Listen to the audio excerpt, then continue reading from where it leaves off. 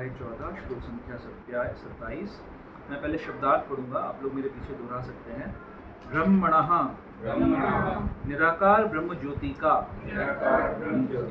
ही निश्चय ही प्रतिष्ठा आश्रय अहम मैं हूँ अमृतस्य अमर्त्य का अव्ययस्य अविनाशी का च भी शाश्वतस्य शाश्वत का च तथा धर्मस्य स्वाभाविक स्थिति स्वरूप का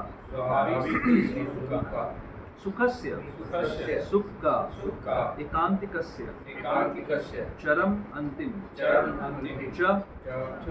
ही ब्रह्मणो हि प्रतिष्ठाहम् अमृतस्य व्ययस्य च शाश्वतस्य च धर्मस्य सुखस्य एकांतिकस्य च ब्रह्मणो हि प्रतिष्ठाहम् अमृतस्य व्ययस्य च शाश्वतस्य च धर्मस्य सुखस्य एकांतिकस्य च ब्रह्मणो हि प्रतिष्ठाहम् अमृतस्य व्ययस्य च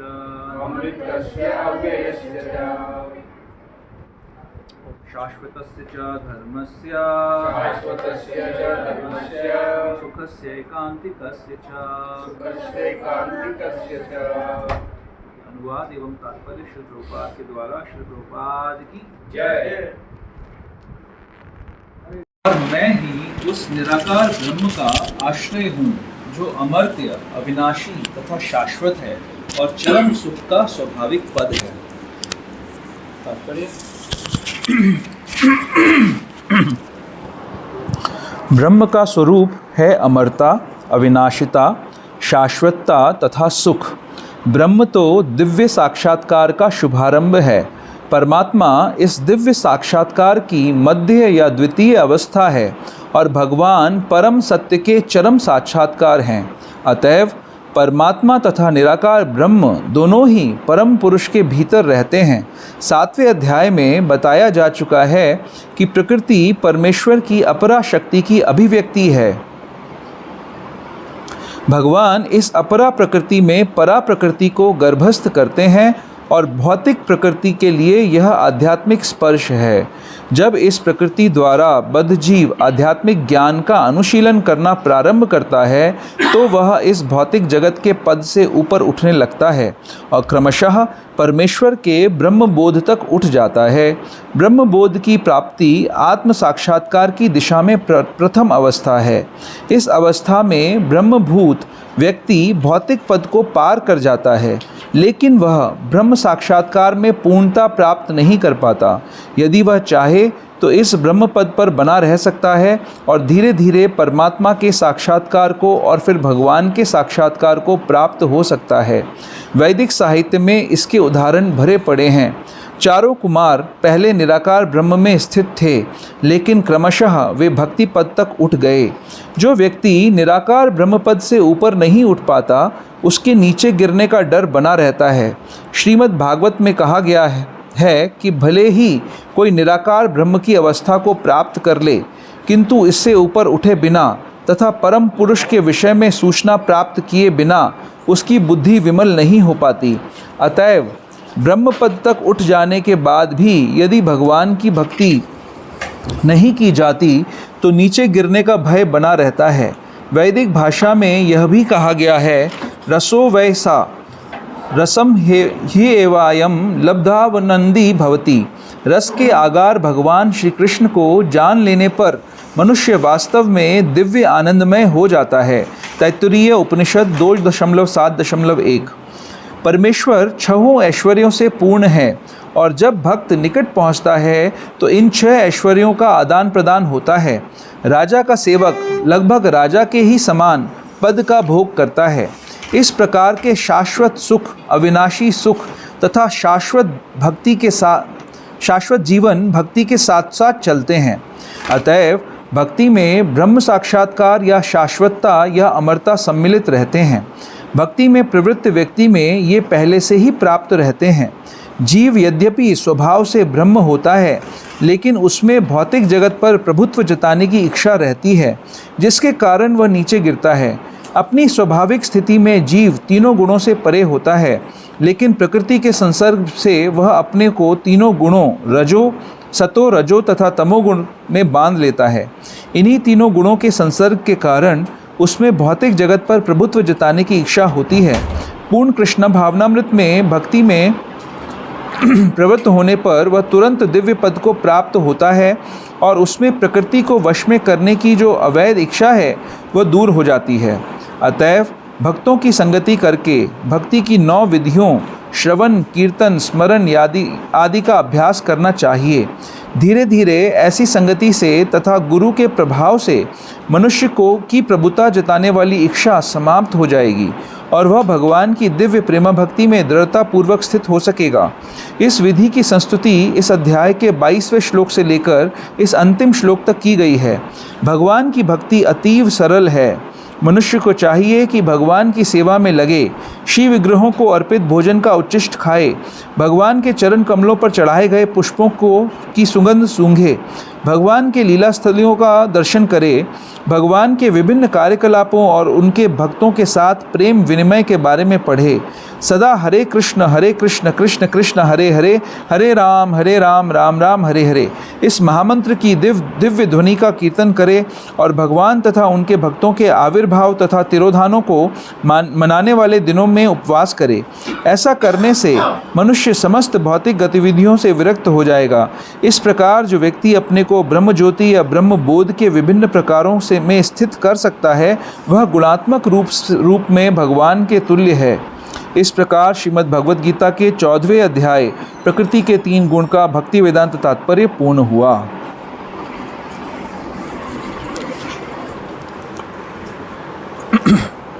ओम अज्ञानतिमिरान्धस्य ज्ञानाञ्जनशलाकया चक्षुरुन्मीलितं येन तस्मै श्रीगुरुवे नमः। श्रीचैतन्यमनोभीष्टं स्थापितं येन भूतले स्वयं रूप कदा मह्यं ददाति स्वपदान्तिकं।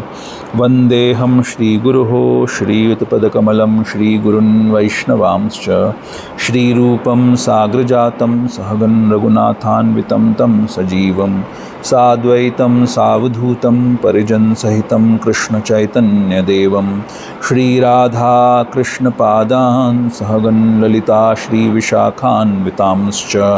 हे कृष्ण करुणा सिंधु दीनबंधु जगतपते गोपेश गोपिका कांत राधा कांत नमोस्तुते। तप्त कांचन गौरांगी राधे वृंदावनेश्वरी वृषभानुसुते देवी प्रणमामि हरिप्रिये। वाञ्छाकल्पतरुभ्यश्च कृपा सिन्धुभ्य एव च पतितानां पावनेभ्यो वैष्णवेभ्यो नमो नमः। जय श्री कृष्णा चैतन्य प्रभु नित्यानंद श्री अद्वैत गदाधर शिवासादि गौर भक्तवृंद। हरे कृष्णा कृष्णा कृष्णा हरे हरे, हरे राम राम राम हरे हरे। हरे कृष्णा।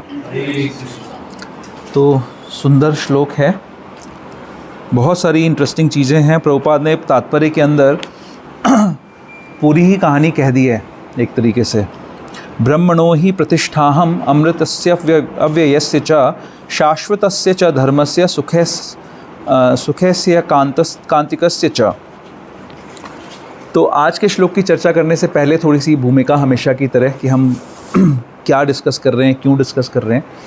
तो भगवद गीता का कॉन्टेक्स्ट आप सबको पता ही है, और जो नए हैं उनके लिए, कि कौरव और पांडव आपस में युद्ध करने के लिए 2 कज़िन्स हैं और एक गृह युद्ध हो रहा है उनका, जिसमें वो लोग कुरुक्षेत्र की पावन भूमि पे एकत्रित हो गए हैं। सारे विश्व के राजा अपनी सेनाएं लेके वहाँ पे एकत्रित हुए हैं और युद्ध के शंख भी बज चुके हैं। और उस समय अर्जुन, जो कि मुख्य नायक हैं पांडवों की तरफ से, उनके सारथी भगवान कृष्ण बने हुए हैं। तो अर्जुन के हृदय में भाव आता है कि मुझे दर्शन करना है कि कौन कौन लोग युद्ध करने के लिए आए हैं। और भगवान कृष्ण को वो निवेदन करते हैं, आदेश देते हैं रादर, कि आप मेरा रथ युद्ध स्थल के मध्य में स्थापित करिए, मैं दर्शन करूंगा कौन कौन आए हैं। और फिर भगवान ऐसा करते हैं, वो देखते हैं उनके पितामह, उनके ग्रैंडफादर, उनके गुरु, उनके नाते रिश्तेदार, साधु, भतीजे, भाई, पुत्र, इतने सब रिलेशंस जो वहाँ पर युद्ध करने के लिए आए हैं। और उस समय अर्जुन की अवस्था करीब 100 वर्ष की है, और इतने लंबे समय तक उन लोगों ने इन सब लोगों के साथ में व्यवहार किया है, सुख दुख बांटे हैं। तो इनको देख के अर्जुन के हृदय में ये भाव आ जाता है कि इनको युद्ध करके मारने से क्या फ़ायदा होगा, मुझे सिर्फ एक राज्य की प्राप्ति होगी। तो एक राज्य की प्राप्ति करने के लिए मैं अपने निज जनों को, अपने सगे संबंधियों को मार दूं, ये तो बहुत ही बड़े पाप का कार्य होगा। लेकिन युद्ध करने क्यों आए थे? कौरवों ने पांडवों के साथ इतना ज़्यादा उनका शोषण किया था कि वो बड़े उत्साह के साथ युद्ध करने आए थे कि अब मैं बदला लूँगा उन सब चीज़ों का जो इन्होंने मेरे साथ करी हैं। तो सुख से आए थे, आनंद से आए थे। क्राइटेरिया युद्ध में आने का था कि मेरा सुख है इन लोगों से बदला लेने में, इनको मारने में। और वहाँ आके उनको लगने लगा कि मेरा सुख इस चीज़ में नहीं है। तो जो ये सुख है, ये गीता का एक कॉमन एक थीम है कि सुख किस चीज़ में मिलेगा। जो मोटिवेटर अर्जुन का है वो सुख है कि मुझे सुख किस चीज़ में मिलेगा। तो वो बहुत सारे लॉजिक देते हैं, कृष्ण को बहुत सारी बातें बताते हैं कि उनको ये युद्ध क्यों नहीं करना चाहिए। सारे लॉजिक देने के बाद भी कंफ्यूज रहते हैं और भगवान की शरण लेते हैं, भगवान को गुरु मानते हैं। हालांकि कृष्ण उनके मित्र हैं बट उनको गुरु मानते हैं। बोलते हैं शिष्यस्ते हम शादिमाम त्वं प्रपन्नम, हे कृष्ण मैं आपकी शरण ले रहा हूँ, आप मेरा गाइडेंस करिए, मुझे मार्गदर्शन करिए कि मुझे क्या करना चाहिए। मुझे सुख चाहिए, लेकिन समझ नहीं आ रहा कि मार के सुख मिलेगा या बिना मारे मिलेगा। आया था सोच के कि मार के मिलेगा, अब लग रहा है नहीं मार के मिलेगा, क्या करूँ मैं। तो भगवान इमीडिएटली गुरु की भूमिका निभाते हैं। और ये सारी चर्चा फर्स्ट चैप्टर ऑफ गीता में हो रही है और अभी हम 14th चैप्टर का लास्ट वर्स पढ़ रहे हैं। तो इसके बीच में बहुत सारी बातें भगवान बताते हैं। क्या बताते हैं? भगवान बताते हैं कि अर्जुन, तुम जिन चीज़ों के लिए दुख कर रहे हो दुख करने योग्य है नहीं। तुम्हें पता नहीं है कि किस चीज़ के लिए दुख करना चाहिए। तुम उन चीज़ों के लिए रो रहे हो जिनके लिए रोना नहीं चाहिए। तुम इस शरीर के लिए रो रहे हो जो कि मरेगा ही मरेगा। अगर तुम नहीं मारोगे तो वैसे भी मरेगा ये शरीर। लेकिन अगर आत्मा समझते हो तो आत्मा कभी नहीं मरेगी, तो आत्मा के लिए भी दुख करने की ज़रूरत नहीं है। इसके बाद भगवान बताना शुरू करते हैं कि ये शरीर कहाँ से आता है, ये आत्मा कहाँ से बिलोंग करती है। भगवान बताते हैं कि ये सारी चीज़ें, शरीर, आत्मा, तुम्हारा गांडीव, ये रथ, ये युद्ध भूमि, सब कुछ मेरी शक्तियों से बना हुआ है। आत्मा भी मेरी शक्ति है और इन सब का कार्य है मेरी सेवा में लगना। ऐसा भगवान स्टैब्लिश करते हैं, बताते हैं कि इस संसार में वो लोग आते हैं जो मेरी सेवा नहीं करना चाहते हैं, और इस संसार का संचालन करने के लिए मेरी प्रकृति, मेरी शक्ति इस संसार का संचालन करती है, जो कि 3 गुणों के द्वारा चलाई जाती है। जो इसमें 3 गुण हैं, गुण यानी रस्सियाँ।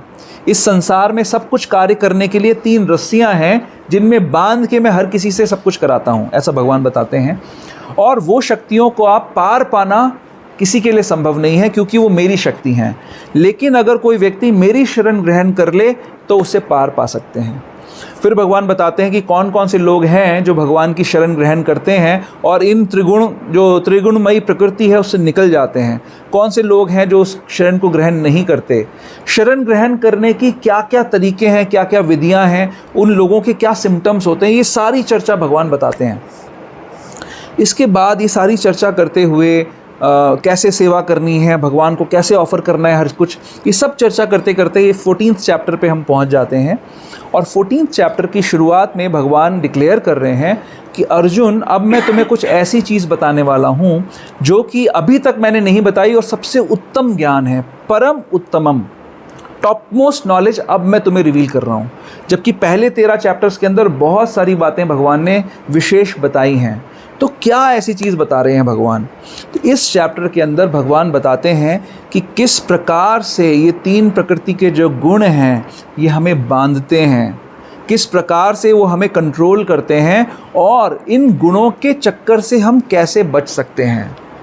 अगर कोई व्यक्ति बंधा हुआ है तो उसकी टॉप मोस्ट इच्छा ये होती है, ये समझना कि मैं बंधन से मुक्त कैसे होऊंगा। राइट। तो अगर कोई उसको ये रास्ता बताए तो उससे बड़ी कृपा उसके ऊपर कोई नहीं हो सकती है। इसी प्रकार भगवान बता रहे हैं कि हम 3 प्रकृति के गुणों में कैसे बंधे हैं और इससे निकल कैसे सकते हैं। तो सबसे पहले डिस्क्रिप्शन देते हैं कि 3 गुण क्या होते हैं। 3 गुण हैं, सतोगुण, रजोगुण और तमोगुण। आपको पता है ये 3 गुण। सतोगुण का क्या लक्षण होता है? ज्ञान और प्रकाश, यानी हमारी सारी इंद्रियों को सही सही समझ में आता है कि क्या वस्तु क्या है, ज्ञान और प्रकाश, राइट। सतोगुण में जब हम बोलते हैं बंधना, तो सतोगुण में हम कैसे बनते हैं? सुख से और ज्ञान से। रजोगुण क्या होता है? रजोगुण का क्या सिम्टम है? आसक्ति, अटैचमेंट, डिज़ायर्स, है ना, लौल्य, इच्छाएं। जो इच्छाएं कभी पूरी नहीं हो सकती, लेकिन उन इच्छाओं को पूरा करने के लिए हम, क्योंकि इच्छाएं होती हैं, हर समय हम कार्य करते रहते हैं, बहुत अधिक एंडीवर करते हैं। तो कैसे बांधता है रजोगुण हमको? किससे बांधता है? अत्यधिक प्रयास से बांधता है। Extreme endeavour. रजोगुणी व्यक्ति हर समय कुछ ना कुछ करता रहेगा, अपनी इच्छाओं की पूर्ति के लिए कार्य करता रहेगा। फिर तीसरा गुण क्या है? तमोगुण। तमोगुण हमें किस चीज़ से बांधता है? क्या सिम्टम है तमोगुण का? आलस्य, प्रमाद, पागलपन, अज्ञान, अंधकार, है ना। किस चीज़ से बांधता है? इन्हीं चीज़ों से बांधता है। आदमी अगर सोता रहता है, काम नहीं करना चाहता है, हाँ, उसके अंदर कुछ भी मूवमेंट करने की इच्छा नहीं है, पागल जैसा व्यवहार कर रहा है, गंदा रहता है, तो ये सब तमोगुण के लक्षण हैं। तो इन चीज़ों से हम तमोगुण में बंध जाते हैं। अब भगवान ने तरीका बताया गीता के अंदर कि इनसे हम कैसे निकल सकते हैं। अगर कोई व्यक्ति इनसे परे है तो उसके सिम्टम्स क्या होते हैं? किसी को याद है? क्या सिम्टम्स बताए थे मैंने?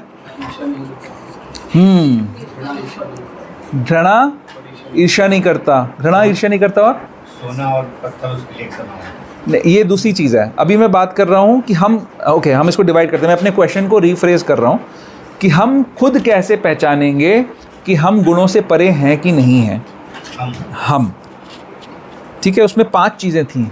हम कैसे पहचानेंगे? तो एक बात आपने बताई कि वो घृणा ईर्ष्या नहीं करता, हाँ, और हाँ, इच्छा नहीं करता, और अनडिस्टर्ब रहता है, विचलित नहीं होता, एजिटेट नहीं होता है, हाँ हाँ, जो छोड़ दिया उसको याद नहीं करता है और न्यूट्रल रहता है। और क्या था? एक और क्या चीज़? और स्थिर रहता है, अविचलित रहता है, न्यूट्रल रहता है, no envy, no attachment, neutral,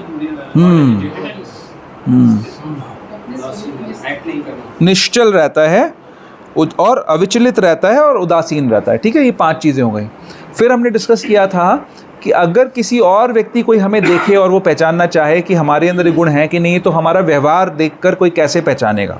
तो ऐसे व्यक्ति का व्यवहार कैसा होता है? उसमें आपने एक बात बोली थी। क्या बोला था आपने भी? पत्थर और सोने में अंतर।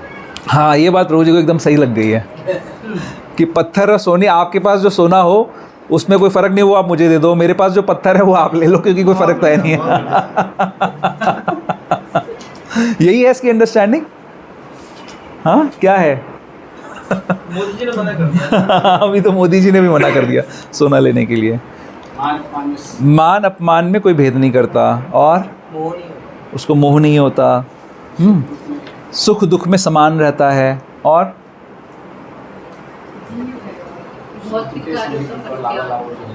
जो तो मैं पढ़ के बताता हूँ। जो अपने आप में, आपने ये भी बोला था स्वस्थ। स्वस्थ का क्या मतलब होता है? स्वस्थ का क्या मतलब होता है? हेल्दी स्वस्थ का मतलब होता है स्व में स्थित, अपने आप में स्थित, यानी ये वो समझता है कि मैं आत्मा हूँ और उसमें स्थित रहता है, उस प्लेटफॉर्म पे स्थित रहता है। फिर बात आ रही है, सुख तथा दुख को एक समान मानता है, मिट्टी के ढेले, पत्थर और स्वर्ण के टुकड़े को समान दृष्टि से देखता है, अनुकूल तथा प्रतिकूल के प्रति समान बना रहता है, और जो धीर है और प्रशंसा तथा बुराई, मान तथा अपमान में समान भाव से रहता है, शत्रु तथा मित्र में भेद नहीं करता है, और जिसने सारे भौतिक कार्यों को परित्याग कर दिया है, सर्वारंभ परित्यागी। ये लास्ट स्टेटमेंट था, जिसको कि हमने बताया, क्लैरिफाई करा कि भौतिक कार्यों को नहीं करता है, हर कार्य को आध्यात्मिक रूप से करता है।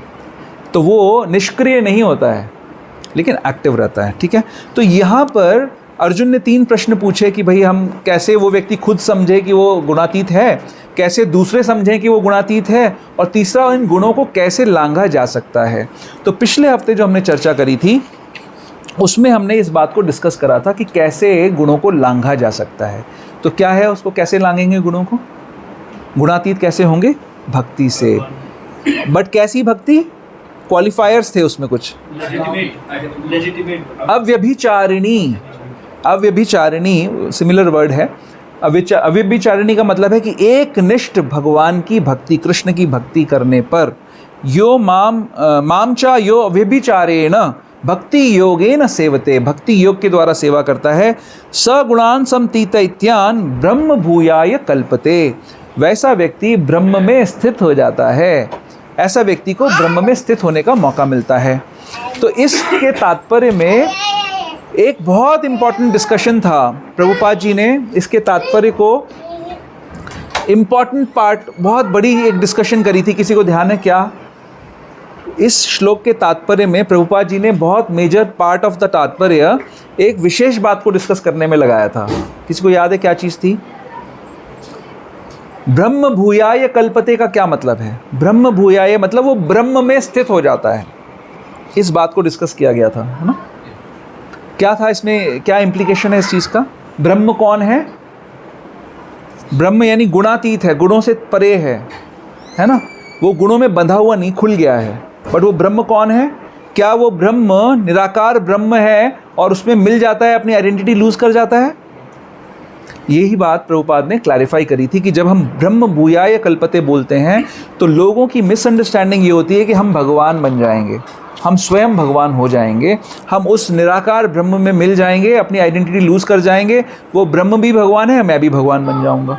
इस बात को प्रभुपाद जी ने बहुत ज़्यादा क्लैरिफाई करा था इस श्लोक के अंदर, और हमने भी चर्चा करी थी इसके बारे में। अब आते हैं हम आज के श्लोक पे। आज का श्लोक कंटिन्यूएशन है क्लैरिफिकेशन का, जो भगवान तीसरे प्रश्न का आंसर दे रहे हैं कि हम गुणातीत कैसे होते हैं, गुणातीत होने का मतलब क्या है। अब इसमें बहुत सुंदर बातें भगवान बोल रहे हैं और हम कृष्णाविलिंग इसको चर्चा करेंगे। इसमें बात आ रही है ब्रह्मणो ही प्रतिष्ठाहम। अगर हम तात्पर्य की पहली लाइन फिर से पढ़ेंगे, उसमें लिखा हुआ है, ब्रह्म के फीचर्स बताए हुए हैं, ब्रह्म क्या है वो बताया हुआ है। तो ब्रह्म का स्वरूप है क्या? पहला अमरता, अमर है, ब्रह्म में अमरता है।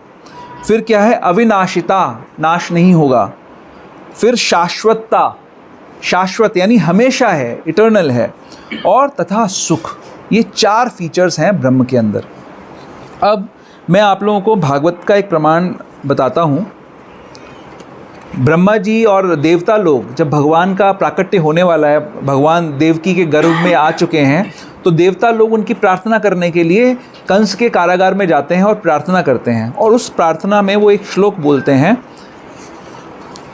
क्या बोल रहे हैं? ये अन्य अरविंदाक्ष विमुक्त मानिना त्वयि अष्ट भावाद अविशुद्ध बुद्धया आरुह्य कृष्णेन परम पदम तथा पतंति अधो अनादित्रा यस्मात् अंग्रहया। इसका मतलब है कि जो लोग भगवान की भक्ति नहीं करते, भगवान के भक्तों को छोड़कर, कुछ लोग ऐसे हैं जो ब्रह्म तक पहुंच सकते हैं और रास्तों से, बट वो लोग ब्रह्म तक पहुंचकर भी वापस वहां से नीचे गिरेंगे, उस स्थान पर नहीं रहेंगे।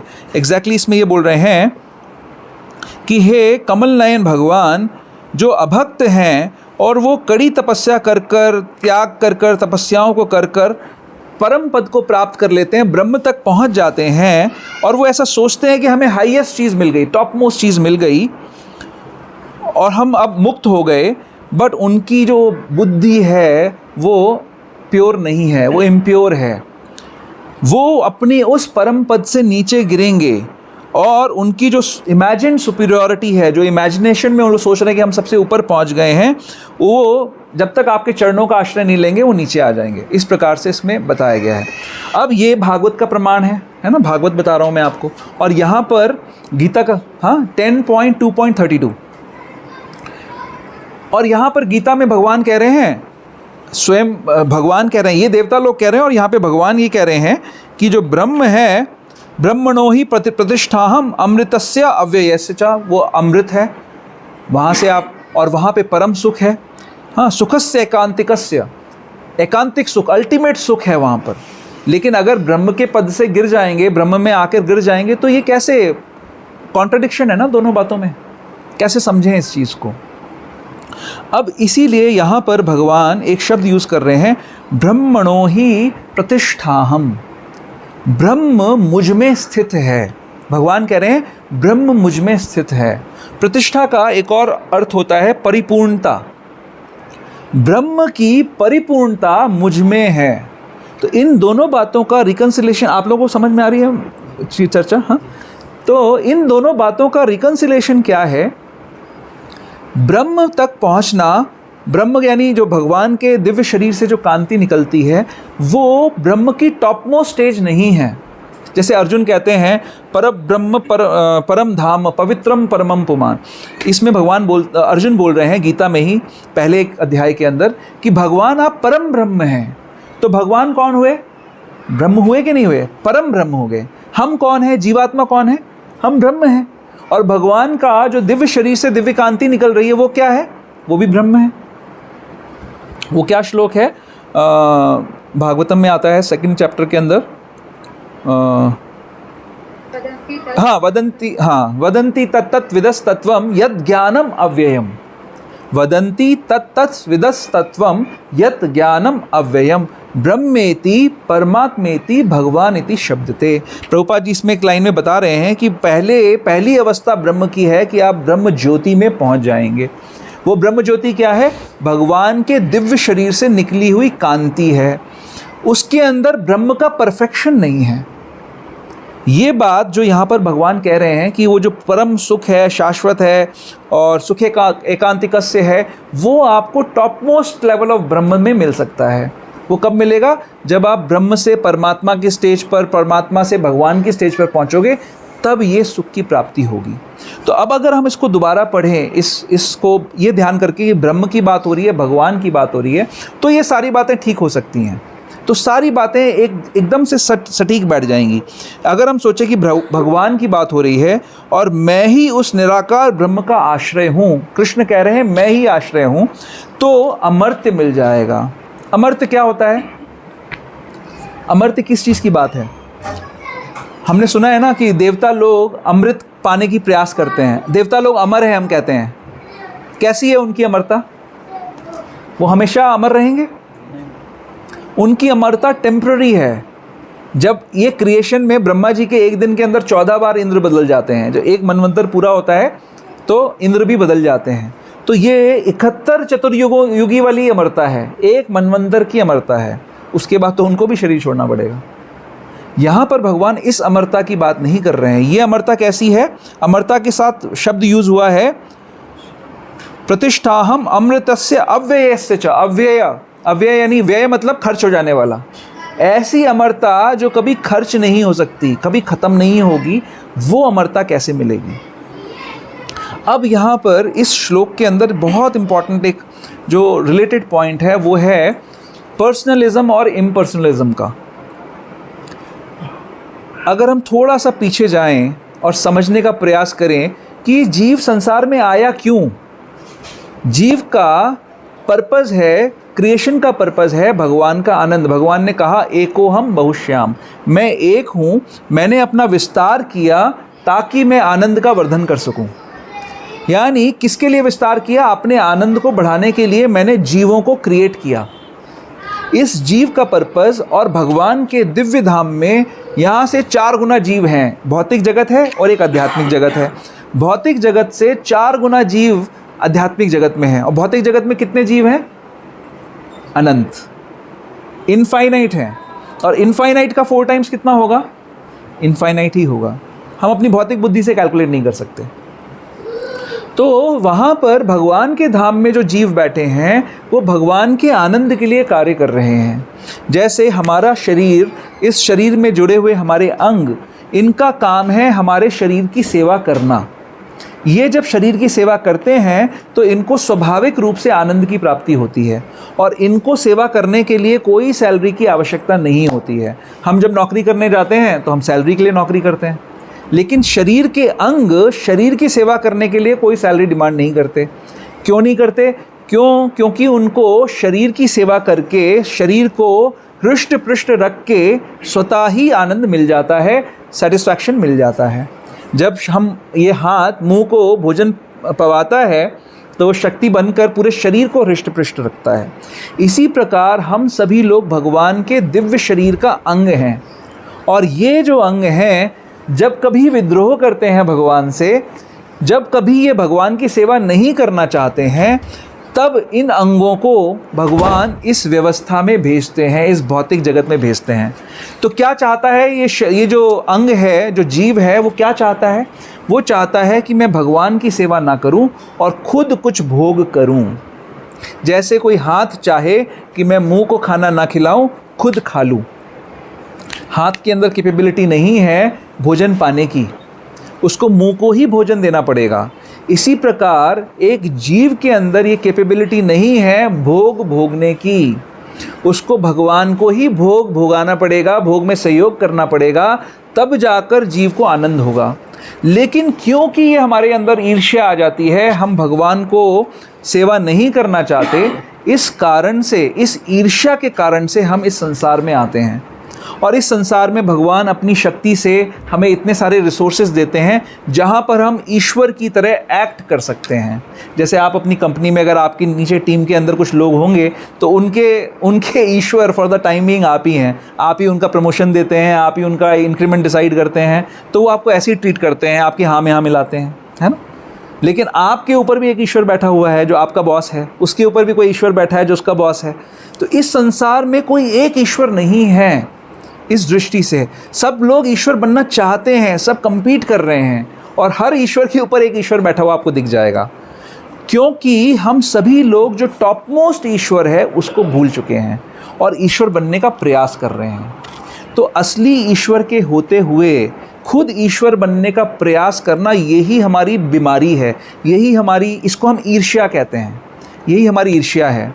जैसे आप सबने वो सुना है, प्रभुपाद जी के जीवनी में एक दृष्टांत आता है कि जब प्रभुपाद जी अपनी गीता को पब्लिश करने के लिए जापान में निपॉन कंपनी में गए, तो वहाँ पर एक एग्जीक्यूटिव, निपॉन कंपनी का एक एग्जीक्यूटिव प्रभुपाद की केयर करने के लिए उनके साथ बैठा हुआ था।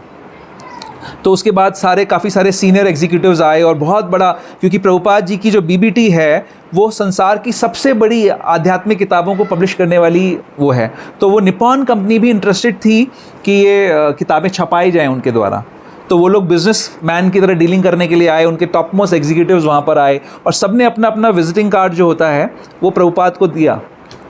तो जब मीटिंग हो गई, सब बातें फिक्स हो गई, तो सारे लोग चले गए और वो जो छोटा एक सबसे जूनियर जो ऑफिसर था उसको, वो रह गया वहाँ पे प्रभुपाद के साथ। तो प्रभुपाद जी ने उससे पूछा कि तुम्हारे जीवन का पर्पस क्या है। तो उसने क्या किया कि वहाँ पे टेबल पे कई सारे सीनियर एग्जीक्यूटिव्स के विजिटिंग कार्ड्स रखे हुए थे, तो उसने सारे कार्ड्स को अरेंज किया, एक स्टैक बनाया, एक गड्डी बनाई सीनियरिटी के हिसाब से, हायरार्की के हिसाब से, और सबसे नीचे उसका कार्ड था। और फिर उसने दिखाया प्रभुपाद को, सबसे नीचे वाला कार्ड ले आके ऊपर रख दिया, बोला ये मेरे जीवन का पर्पस है। क्या करना चाहता, तो उसके हृदय में वो क्या कर रहा था, वहाँ पर अपने सीनियर्स को सर्व कर रहा था। बट किस भावना से सर्व कर रहा था कि एक दिन तो मैं इसकी जगह लूँगा, है ना, एक दिन मुझे इसको नीचे गिराना है और मुझे खुद ऊपर बैठना है। तो क्या भाव कहेंगे इसको? ईर्ष्या। यही ईर्ष्या हम सभी अपने हृदय में भगवान के लिए लेके बैठे हुए हैं। हम सोच रहे हैं भगवान क्यों रासलीला कर रहे हैं, ये क्यों राधा रानी के साथ घूम रहे हैं, मैं क्यों नहीं हूँ वहाँ पर, मुझे घूमना है, मुझे भोग करना है, मुझे एंजॉय करना है शक्ति को भगवान की। हम सभी, भले वो पुरुष के शरीर में हो या स्त्रियों के शरीर में जीव हों, हम सभी जीव यही आकांक्षा कर रहे हैं कि भगवान क्यों भोग रहे हैं, हम क्यों ना भोगें। और इसी कारण हम इस संसार में पड़े हुए हैं। तो हम बात कर रहे थे पर्सनलिज्म और इम्पर्सनलिज्म की। आप इस पूरी साइंस को समझने का प्लीज़ प्रयास करिए। मैं आपको बार बार याद करा रहा हूँ कि हम क्या डिस्कस कर रहे हैं। हम डिस्कस कर रहे हैं इस एस्पेक्ट को कि कोई भक्त परम पद को प्राप्त कर सकता है। जो मैंने अभी ये श्लोक आपको बताया, ये अन्य अरविंदाक्ष विमुक्त मानिना, ये जो श्लोक अभी आपको बताया, कि कोई व्यक्ति बहुत गहन तपस्या कर कर, बहुत गहन ऑस्टेरिटीज़ कर कर परम पद तक भी पहुंच सकता है। यानी भगवान की दिव्य कांति जो ब्रह्म ज्योति है उसमें भी पहुंच सकता है लेकिन वहाँ से भी क्या होगा, वो गिर जाएगा। क्यों गिर जाएगा? ईर्ष्या के कारण। क्यों? वो ब्रह्म ज्योति तक ही क्यों जाना चाहता है, आगे क्यों नहीं जानना चाहता? क्योंकि ब्रह्म ज्योति ये कन्वीनियंस प्रदान करती है कि आप ये सोच पाओ कि मैं भी भगवान हूँ। अगर कोई व्यक्ति आपके सामने होगा तो उस व्यक्ति के सामने आपको शरणागति लेने में बड़ा मुश्किल होगा। लोग जो हैं भगवान के तस्वीर के सामने आरती करते हैं, भोग लगाते हैं, उनको सामने उनको बड़ा बढ़िया बढ़िया वो भी बातें भी बताते हैं, लेकिन सामने कोई व्यक्ति हो और उस व्यक्ति को ऐसे सेवा करना हो तो थोड़ा मुश्किल हो जाएगी, उसकी बात मानना मुश्किल हो जाएगी। भगवान को जो भोग लगाया है वो अगर वो खा लें तो थोड़ा मुश्किल होगा अगली बार भोग लगाना। खाते हैं बट छोड़ भी देते हैं आपके लिए सारा कुछ, बट अगर वो पूरी की पूरी प्लेट हजम कर जाएं तो मुश्किल हो जाएगा। तो इन पर्सनलिज्म में जब व्यक्ति सामने नहीं है, उसको सेवा का धोखा देना बहुत आसान है कि हम सेवा कर रहे हैं, हम आपकी बात मान रहे हैं, क्योंकि सामने से कोई रेसिप्रोकेशन नहीं हो रहा ना। जैसे आजकल एक अपसिद्धांत चल रहा है ऋत्विकिज्म का। ऋत्विक्स हमारे इस्कॉन का एक भाग ऐसा कह सकते हैं कि सड़ गल गया और कट के अलग सा हो गया, क्योंकि उन्होंने एक अपसिद्धांत का प्रचार कर दिया जिसको कहते हैं ऋत्विकिज्म। ऋत्विकिज्म का मतलब उन्होंने बोला कि हम लोग प्रभुपाद जी आखिरी गुरु थे, उसके बाद कोई भी उनका शिष्य गुरु बनने के काबिल नहीं है, तो हम तो डायरेक्टली प्रभुपाद को गुरु मानते हैं। तो प्रभुपाद जी तो 1977 में अपनी अगली सेवा में चले गए इस संसार को छोड़कर। भगवान ने उनको जहाँ पर अगले संसार का तारण करने के लिए जहाँ भेजना था भेज दिया उनको। तो अब प्रभुपाद जी की मूर्ति के सामने अगर हम जाके बैठ जाएं, बोले जी आज से हम आपके शिष्य हैं, सही रहेगा? चल सकता है? ऐसा रिलेशन चलता है? रिलेशन में क्या होता है कि दोनों लोगों की स्वीकृति होनी चाहिए। तो ये ऋत्विकिज्म का सिद्धांत है। अब वो प्रभुपाद जो कुछ बता नहीं रहे, कुछ बोल नहीं रहे, और आप जो मर्जी उनके सामने कर सकते हो, उनका शिष्य बनना आसान है। लेकिन अभी हमारे गुरु महाराज आए थे 2 दिन पहले, है ना, तो लोगों के मन में बहुत सारे प्रश्न थे कि गुरु महाराज इतना शॉर्ट विजिट क्यों लेके आते हैं, सडनली क्यों आते हैं, और कोई बोलता है जी हिंदी में लेक्चर क्यों दे रहे हैं, इंग्लिश में देते तो मुझे ज़्यादा अच्छा लगता है ना, ये प्रसाद ये छोले भटूरे क्यों नहीं खाते हैं, मुझे तो वो ज़्यादा अच्छा बनाना आता है, ये क्या चीज़ें खाते हैं हाँ, ये ऐसी चीज़ें क्यों खाते हैं, ऐसे विचार आते हैं ना हमारे मनों में।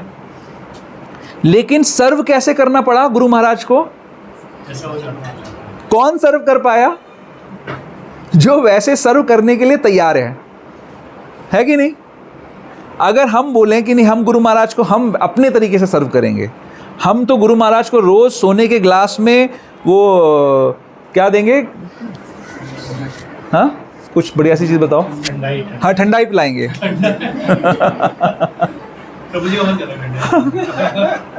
उनको तो पीना है गर्म दूध, लेकिन हमें तो ठंडाई ज़्यादा अच्छी बनानी आती है, हम तो ठंडाई पिलाएंगे और फिर वो हमें भी अच्छी लगती है, महाप्रसाद भी तो चाहिए फिर हमें।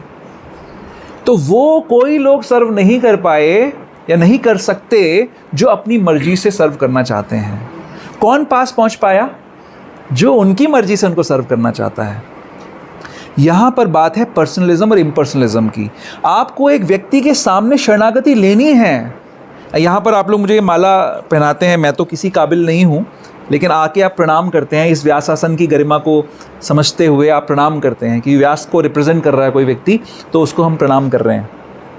तो व्यक्ति के सामने झुकना मुश्किल काम है। कई बार मैं देखता हूँ लोग प्रणाम करते हैं ना, तो उनका पर्पस होता है प्रणाम मुझे करना, लेकिन उधर देख के कर रहे होते हैं, क्योंकि मन नहीं मानता कि इधर प्रणाम करना एक व्यक्ति को। ऐसा होता है। हम अपना आत्मावलोकन करेंगे तो हमें समझ में आएगा कि सरेंडर करना कितना मुश्किल होता है। किसी व्यक्ति को सरेंडर करना बहुत मुश्किल होता है।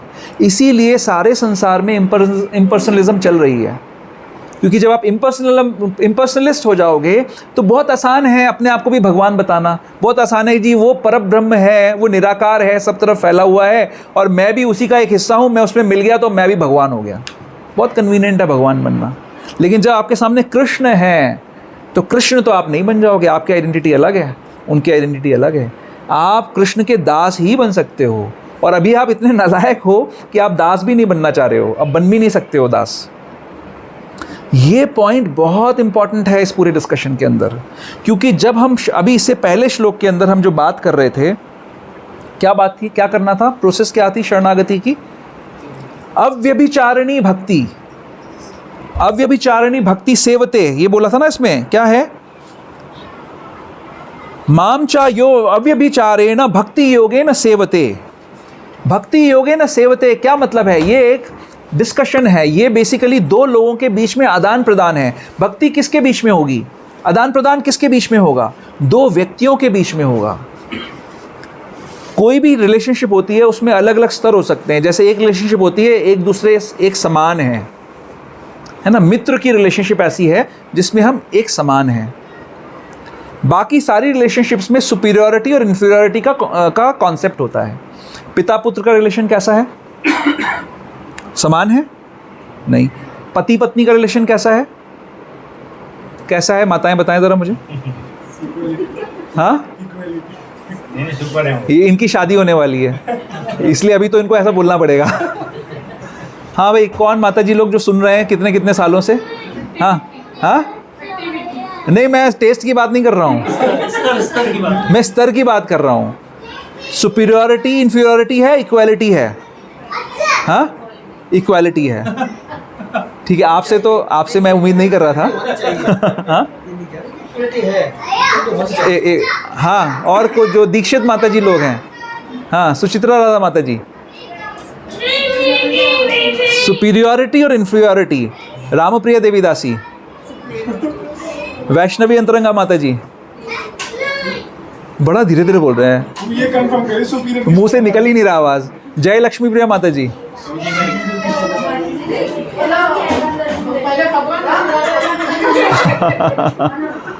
तो अब आप इन माता जी को एक्सप्लेन करिए, क्या बताया था नाम हमें? चिया माता जी को एक्सप्लेन करिए, रामप्रिया देवी दासी की रिलेशनशिप क्या है। माता जी का कंसेप्शन है कि इक्वालिटी होनी चाहिए। आप एक्सप्लेन करिएगा बाद में, अभी बाद में दूसरा लेक्चर शुरू हो जाएगा, आप समझाएंगे बाद में कि क्या होना चाहिए।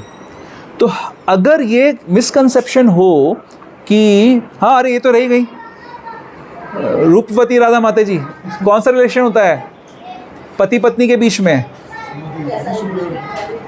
इक्वालिटी होती है, सुपीरियरिटी इन्फीरियरिटी होती है। वो एक बार रिकॉर्डिंग में लगा था। रेफरेंस के लिए। ये सुपीरियरिटी किसको ये रेफरेंस है। हाँ हाँ, माता जी का जवाब अच्छा है कि मैं तो शहर में नहीं हूँ, मुझे तो कुछ पता ही नहीं है।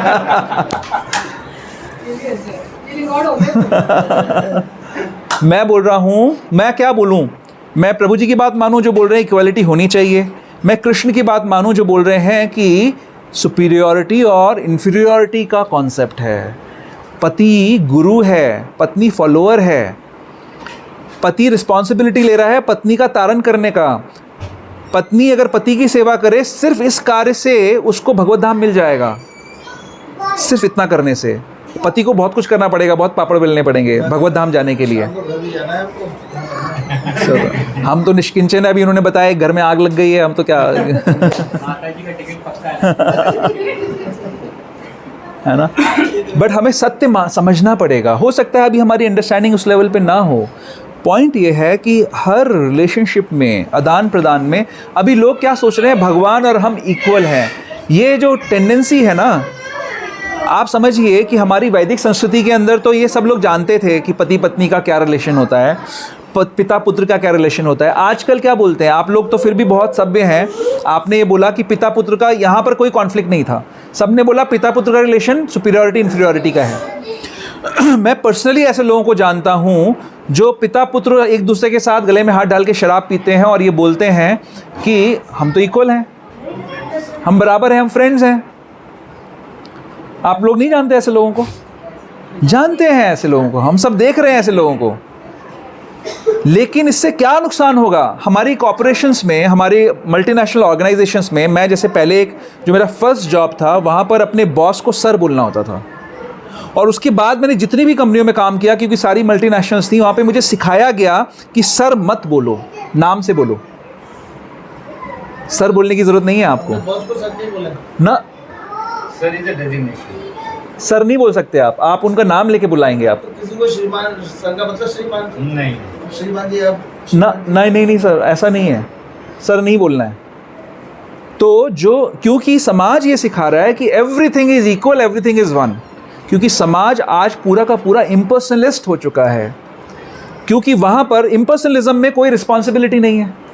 जब आपका सुपीरियरिटी और इन्फीरियरिटी का रिलेशन होगा तो रिस्पॉन्सिबिलिटी होएगी, लाइक्स एंड डिसलाइक की बात आएगी कि सुपीरियर अगर कोई मानेंगे हम किसी को तो उसको क्या पसंद है वो करेंगे, जो पसंद नहीं है वो हम नहीं करेंगे। जहाँ इक्वालिटी की बात आ गई तो हम तो बराबर हैं भाई, तुम्हारी अगर एक इच्छा है तो एक इच्छा मेरी भी है ना?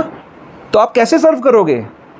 Service can not happen, service हो ही नहीं सकती अगर आपके बीच में सुपीरियरिटी और इन्फीरियरिटी की क्लियरिटी नहीं है। पिता पुत्र, क्या वो पुत्र सेवा करेगा अपने पिता की जो ये सोचता है कि इसके साथ मुझे शराब पीनी है और स्मोक करना है? वो क्या सेवा करेगा? वो हिसाब किताब कर सकता है, वो आपका बांट सकता है आपकी चीज़ों को कि इस पे मेरा अधिकार है, आपने कौन सा ग्रेट काम कर दिया मुझे पैदा करके, वो ये कह सकता है, लेकिन वो कभी सेवा नहीं करेगा। सेवा वही पुत्र करेगा जिसको ये सिखाया गया है कि मैं तेरा बाप हूँ। कृष्ण हमें बता रहे हैं कि अहम बीज प्रदापिता, इसी चैप्टर में बता रहे हैं कि मैं तुम्हारा बाप हूँ, तुम्हें मेरे को मानना पड़ेगा। ये पिता की ड्यूटी है समझाना, पति की ड्यूटी है समझाना पत्नी को कि देखो मैं सुपीरियर हूँ, तुम मेरा नाम नहीं ले सकती हो। अगर आप मेरा नाम लोगी तो अपना जो सदवा, तुम जितने दिन सदवा रहने वाली हो उसको कम कर दोगी। ये पति की ड्यूटी है सिखाना, नहीं सिखाएगा तो पति भी मरेगा और पत्नी तो जाएगी जहाँ पे भी जाना है ना? तो ये हमारे को समझना, ये शास्त्र की बातें हैं। तो अब आते हैं इम्पर्सनलिज्म और हमारा जो मेन टॉपिक है इम्पर्सनलिज्म और पर्सनलिज्म वाला, कि भगवान इस चीज़ को क्लैरिफाई कर रहे हैं। पहले श्लोक में बोला कि ब्रह्म तक पहुंच जाता है, ब्रह्म का, इसमें क्या बोला उन्होंने, ब्रह्म भूयाय कल्पते, वो ब्रह्म में स्थित हो जाता है। तो लोग बोलेंगे कि ब्रह्म में स्थित हो जाता है, नहीं ब्रह्म बन जाता है, हम ब्रह्म हो गए जी, हम भगवान हो गए। तो क्लैरिफाई कर रहे हैं ब्रह्मणो ही प्रतिष्ठा, हम ब्रह्म मुझ में स्थित है, ब्रह्म की परिपूर्णता मुझ में है, कृष्ण कह रहे हैं। इंडिपेंडेंट नहीं है ब्रह्म, ब्रह्म मेरे दिव्य शरीर की दिव्य कांति से निकलता है, वो ब्रह्म है, उसका सोर्स मैं हूं। जैसे सूर्य और सूर्य की किरण है, तो सूर्य की किरणों का कंडेंस्ड फॉर्म जो है वो सूर्य है, इसी प्रकार ब्रह्म का कंडेंस्ड फॉर्म स्वयं कृष्ण है। क्या मुश्किल है समझना? इंडिपेंडेंट कोई सूर्य की किरणों की एग्जिस्टेंस नहीं है बिना सूर्य के, इसी प्रकार ब्रह्म की कोई एग्जिस्टेंस नहीं है बिना कृष्ण के। तो अगर हम सिर्फ सूर्य की किरणों को एक्सेप्ट करते हैं, सूर्य को एक्सेप्ट नहीं करते, तो हमसे बड़ा मूर्ख कोई नहीं है। तो यहाँ पर पॉइंट ये है कि हमें रिलेशनशिप को समझना है। क्या रिलेशनशिप है? कृष्ण और हमारे बीच में रिलेशनशिप क्या है? जब तक हमें ये समझ में नहीं आएगा तो तब तक ये सब कुछ नहीं हो सकता। क्या क्या नहीं हो सकता? अमृत नहीं हो सकता, अविनाशी नहीं हो सकता, शाश्वत नहीं हो सकता, चरम सुख नहीं हो सकता। ये सब कुछ भी नहीं हो सकता अगर हम इस रिलेशनशिप को नहीं समझेंगे। जहाँ पे सुपीरियरिटी इन्फीरियरिटी है, वहाँ पे सुख दुख का सवाल है, वहाँ पर अच्छे बुरे का सवाल है, रिस्पॉन्सिबिलिटी का सवाल है। आप क्या करोगे क्या नहीं करोगे, आपको रिस्पॉन्सिबिलिटी लेनी पड़ेगी। रिस्पॉन्सिबिलिटी नहीं लोगे तो फिर आप किसी को खुश नहीं कर सकते। ऑल ओके प्रभु?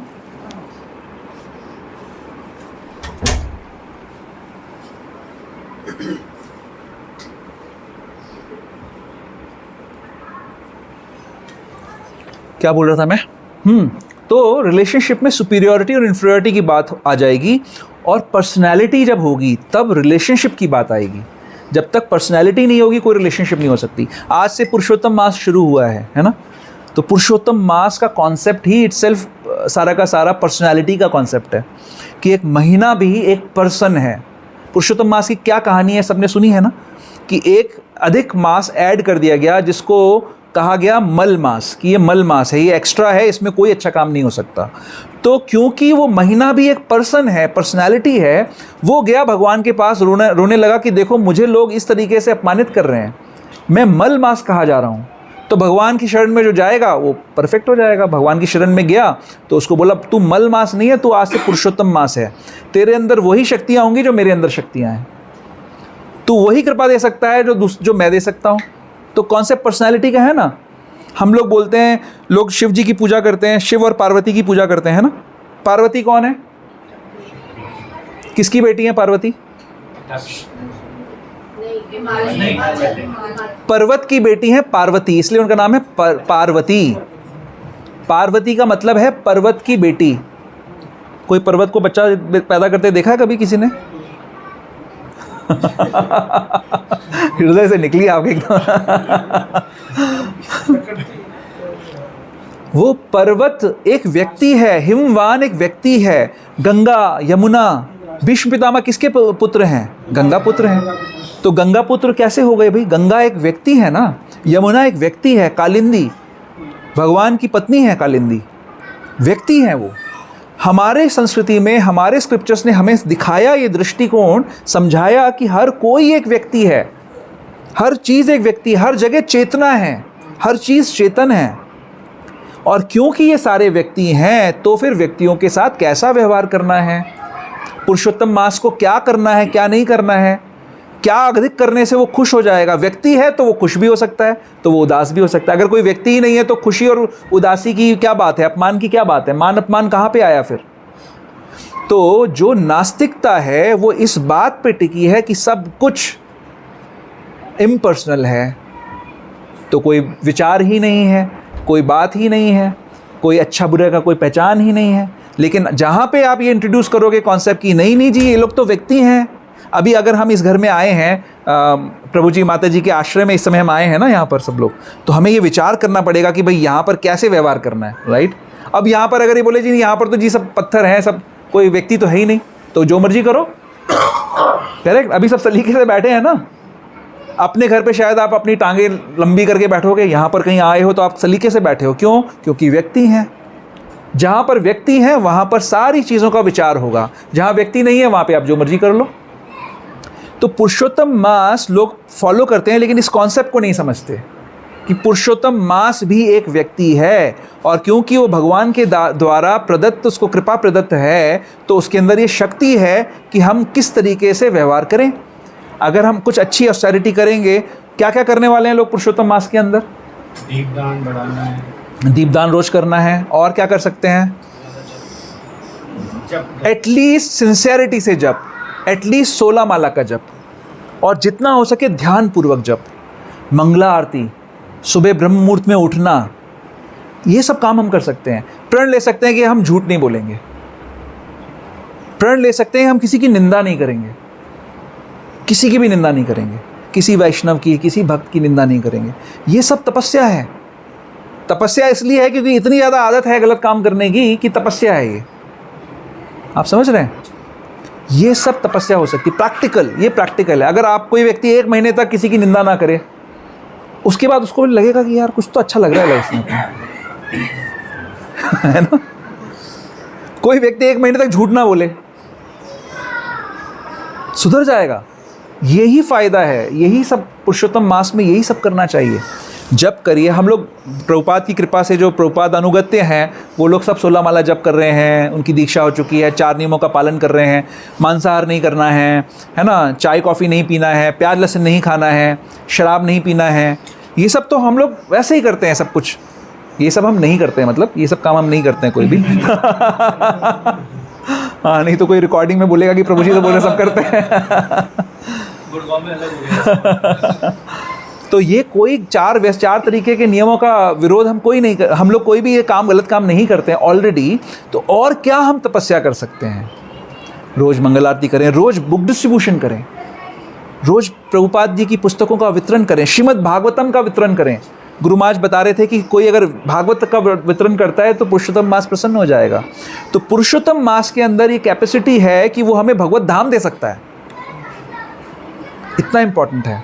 मुझे एक श्लोक भी है जो बताया गया है कि बोलना चाहिए इस महीने में। अच्छा, शायद गोवर्धन धर्म वंदे गोपालम गो रूपिनम गोकुलोत्सव में ईसा नाम गोविंदम गोपिका।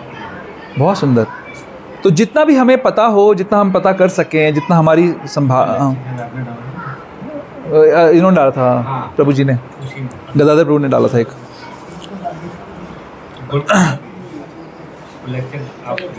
लेकिन एक मिनट, मेरा समझने का प्रयास करिए कि इन चीज़ों की एसेंस को समझना है। इसके पीछे है पर्सन, व्यक्ति के प्रति, व्यक्ति को कृष्ण की कृपा मिली जो कि एक व्यक्ति हैं, उस व्यक्ति की शरणागति, कृष्ण रूपी व्यक्ति की, या कृष्ण एज अ व्यक्ति की पुरुषोत्तम मास ने शरण लिया, तब जाके कृष्ण की कृपा मिली, जो कि एक व्यक्ति हैं। एक व्यक्ति ने एक व्यक्ति को कृपा दी, और वो व्यक्ति पुरुषोत्तम मास हम सभी व्यक्तियों को कृपा देने के लिए तैयार हैं, प्रोवाइडेड हम कुछ काम करें। तो हम पहले ये समझें कि हम व्यक्तियों की बात कर रहे हैं, व्यक्तियों के बीच में हैं। वो निराकार ब्रह्म नहीं है, उसकी अपनी लाइक्स हैं, डिसलाइक्स हैं। इसीलिए हमें ध्यान रखना है कृष्ण को क्या पसंद है, क्या नहीं पसंद है। कृष्ण को वो जो वैदिक संस्कृति में बनाई हुई चीज़ें होती हैं वो पसंद है उनको जीन्स पहनना पसंद नहीं है, उनको धोती पहनना पसंद है। वो व्यक्ति है, क्योंकि उनको पिज़्ज़ा पास्ता से ज़्यादा ये पूड़ी लुची अच्छी लगती है, वो उनको अच्छा लगता है, वो व्यक्ति हैं। उनको कुत्ते से ज़्यादा गाय अच्छी लगती है, वो व्यक्ति हैं। कुत्ते से नफरत नहीं करते, कुत्ता भी भगवान ने बनाया है, लेकिन गाय ज़्यादा अच्छी लगती है। तो भक्त क्या करते हैं, वो उन चीज़ों को एक्सेप्ट करते हैं जो कृष्ण को पसंद है, क्योंकि वो भगवान को, व्यक्ति को पसंद करना चाहते हैं, प्रसन्न करना चाहते हैं। तो ये एक बहुत इम्पॉर्टेंट, आपको समझ में आ रहा है क्यों भगवान इसको परम उत्तमम ज्ञान कह रहे हैं। ये परम उत्तमम ज्ञान इसीलिए है। तो ये कैसे मिलेगी ये भक्ति, किस प्रकार से, किस प्रकार हमें करना है। अभी तो हमारे अंदर जब शरणागति की बात आ रही है, भक्ति अव्यभिचारिणी भक्ति योगेन सेवते बात हो रही है, तो अभी तो हमारे अंदर अव्यभिचारिणी भक्ति नहीं है। अभी तो हमारे अंदर बहुत सारी काम, क्रोध, लोभ, मोह, मद, मत्सर्य हैं। तो इसीलिए हमारी स्थिति में साधना भक्ति हमें करनी पड़ेगी। साधना यानी रेगुलेटेड वे में हमें भक्ति करनी है। रोज़ नियमित समय पे उठना है, रोज़ 16 माला का जप करना है, 4 नियमों का पालन करना है, रोज़ भगवान को आगे दंडवत करना है, रोज़ भगवान को प्रभुपाद जी बता रहे हैं इसके अंदर कि भगवान को अर्पित भोजन ग्रहण करना है, क्योंकि अभी मन नहीं लग रहा भगवान में।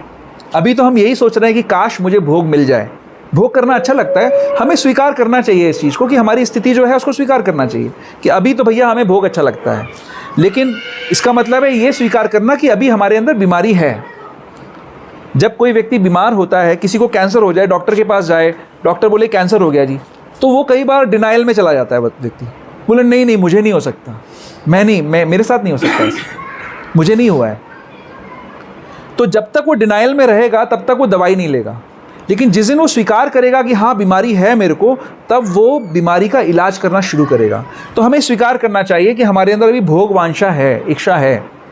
तो अब क्या करें, साधना भक्ति करें भाई।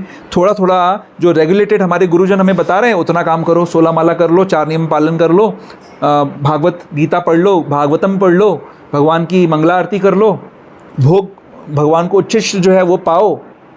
इस प्रकार से रेगुलेटेड साधु संग करो, ऐसा करो। ऐसा करने से क्या होगा, ऐसा करने से ये होगा कि ये बीमारी के जो सिम्टम्स हैं, बीमारी जो है वो दूर होने लग जाएगी। समझ में आने लग जाएगा कि मैं ब्रह्म हूँ, मैं ये नश्वर शरीर तो हूँ नहीं, मैं ये 3 गुणों में बंधा हुआ नश्वर शरीर नहीं हूँ। और क्योंकि मैं शरीर नहीं हूँ तो क्यों इन गुणों के चक्कर में बार बार बांधा जा रहा हूँ और बार बार पीटा जा रहा हूँ। तो मुझे इससे निकलना चाहिए, ये समझ में आएगा। पहला काम ये होगा कि आप तीनों गुणों के बंधन से मुक्त हो जाओगे। जब बंधन से मुक्त हो जाओगे तो फिर ब्रह्म में स्थित हो जाओगे कि मैं ब्रह्म हूँ, मैं भगवान का अंश हूँ। अच्छा, भगवान का अंश हूँ तो भगवान से मेरा कोई संबंध भी तो होगा। उस संबंध में मुझे क्या करना चाहिए ये पता लगेगा। जब ये पता लगेगा तो उस संबंध में काम करना शुरू कर देंगे। तो संबंध ज्ञान आ जाएगा, फिर अभिधेय शुरू हो जाएगा, यानी उसमें कुछ ना कुछ काम शुरू हो जाएगा। भगवान को नमस्ते करना, भगवान के भक्तों की सेवा करना, भगवान के भक्तों के साथ गुह्यम आख्याति पृक्षति, अपने हृदय की बात बताना, उनके हृदय की बात सुनना, भुंजते भुजते चैव, उनको भोजन कराना, उनके यहाँ भोजन करना, ददाति प्रतिग्रहणाति, कुछ गिफ्ट्स देना, कुछ गिफ्ट्स लेना। ऐसे व्यवहार भक्तों के संग शुरू हो जाएगा। जब ऐसा व्यवहार शुरू हो जाएगा भक्तों के संग में, तो धीरे धीरे जब भगवान का साक्षात्कार होगा तो पता लगेगा कि कृष्ण कितने दयामय हैं, कृष्ण बड़ो दयामय हैं, बहुत कृपालु हैं कृष्ण।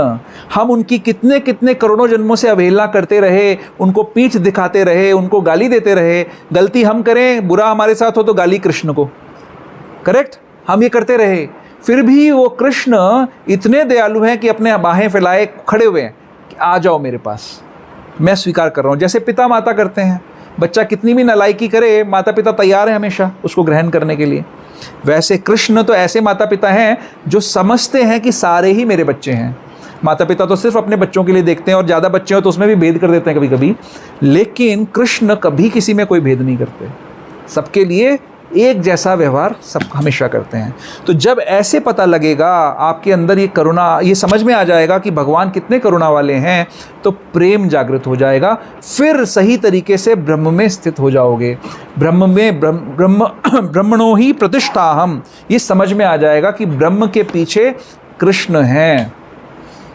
तो फिर क्या होगा, फिर जब आपके सामने प्रकृति के गुण आपको अलग अलग तरीके के आकर्षण दिखाएंगे तो आप बोलोगे भैया अब इस चक्कर में मैं नहीं फंसता। जब याद आएगी कि पहले क्या क्या करते थे, पार्टी में जाते थे तो अलग बढ़िया बढ़िया पेय पदार्थ मिलते थे उस टाइम पे, हाँ हाँ, अच्छे अच्छे व्यंजन भी खाते थे, अलग अलग तरीके के अलग अलग फॉर्म एंड शेप खाते थे, ये सब करते थे। ये इस्कॉन वालों के चक्कर में पड़ गए, लेकिन अब तो पड़ गए, अब तो पड़ गए तो बच गए। अब नहीं इस चक्कर में पड़ना हमको भैया, अब नहीं मरना, ये समझ में आ जाएगा। तो क्या होगा, गुरु की कृपा याद आएगी कि मैं उस गुरु का दास हूँ, कितने महान मेरे गुरु कितनी तपस्या करते हैं और उन्होंने हमें शिष्य रूप में मान लिया, तो मैं तो भैया अपने गुरु का दास हूँ। अब इन इंद्रियों का दास नहीं बनूंगा, गोदास नहीं बनूंगा, अब इस माया का दास नहीं बनूंगा। और ये जो माया जो मुझे इस संसार से चिपका के रखी हुई है, चिपकाती है हमको, इसके चक्कर से अब मैं छूट जाने वाला हूँ, अब मैं निकलूंगा यहाँ से। तो ये यहाँ तक का आपको रास्ता ये ज्ञान प्रदान कर देगा। तो बहुत सरल है, अगर सरल हृदय से स्वीकार किया जाए तो सरल है, और कुंठित बुद्धि से अगर उसको एनालाइज किया जाए तो फिर चांस कम है, तो आपको फिर कृपा ज़्यादा चाहिए होगी, है ना। तो मेरा आप सबसे निवेदन है कि इस पर्सनलिज्म एंड इम्पर्सनलिज्म को समझो कि ये किस तरीके से हमें बांधता है। आज हर जगह इम्पर्सनलिज्म है, बट हम जानते हैं कि हर चीज़ में चेतना है, तो हमें व्यक्तियों की तरह ट्रीट करना है। हमारी संस्कृति तो ऐसी है, जो सब सुबह उठते हैं तो हम पहले धरती मैया को प्रणाम करते हैं कि धरती मैया हम आपके ऊपर पैर रखने वाले हैं, आप माँ हैं और हमारे गंदपने को आप स्वीकार करती हैं, हमें क्षमा करिए। ये हमारी संस्कृति है। और उस संस्कृति से हम कहाँ पहुँच गए, जहाँ पर हम बोलते हैं कि बड़े बड़े वो ड्रिलिंग मशीन से हम ड्रिल कर रहे हैं अपने माँ के हृदय को। ऐसी स्थिति में हम पहुँचे हुए हैं अभी। तो बट उम्मीद है भक्त लोग अगर इसका प्रचार करेंगे, इस नॉलेज का, और इसको सुनेंगे, साधु संग करेंगे, है ना, उनके बीच में बैठ के इन बातों को समझेंगे, तो संसार फिर से सुखमय हो सकता है। एटलीस्ट जितना दुखमय अभी है उससे बेटर हो सकता है। ठीक है, तो मैं इसके साथ वाणी को विराम देता हूँ। किसी का कोई प्रश्न है, कोई डाउट है तो आप प्लीज़ पूछ सकते हैं। हाँ, वो करेंगे, हम करेंगे प्रभु, बाद में करेंगे। हाँ बिल्कुल, वैष्णवों का ग्लोरिफिकेशन है, बहुत भगवान से भी बड़ा है वैष्णव का ग्लोरिफिकेशन। वेरी नाइस, कर सकते हैं। और किसी का कोई क्वेश्चन, डाउट? जिले में बता दें भगवान के नाम में, रूप में, हम भागवत में, श्रीमद् भागवतम भी बता देंगे कृष्णा। एंड सिमिलरली ये जो तीन स्टेजेस हैं, ब्रह्म, परमात्मा एंड भगवान। हाँ, और लेकिन जिसे हम टाइम में बोलते हैं कि जैसे ब्रह्म ज्योति है, हाँ, that is not the perfect state, because भगवान की परफेक्ट स्टेट है। हाँ, मेरा कंफ्यूजन है कि परफेक्ट ही है, परफेक्शन में भी परफेक्शन है, वो अपूर्ण है, लेकिन फिर भी, क्योंकि भगवान के विषय में जब बात होती है तो वो उसको हम भौतिक दृष्टि से ना आके। खैर, आप अपना प्रश्न पूरा कीजिए पहले। हाँ,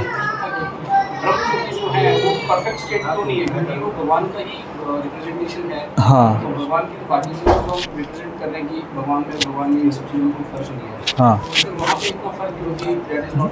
हाँ, प्रभु जी का प्रश्न है कि मैंने कहा कि ब्रह्म, परमात्मा, भगवान में ब्रह्म की जो स्थिति है वो टॉप मोस्ट नहीं है, वो परफेक्ट नहीं है।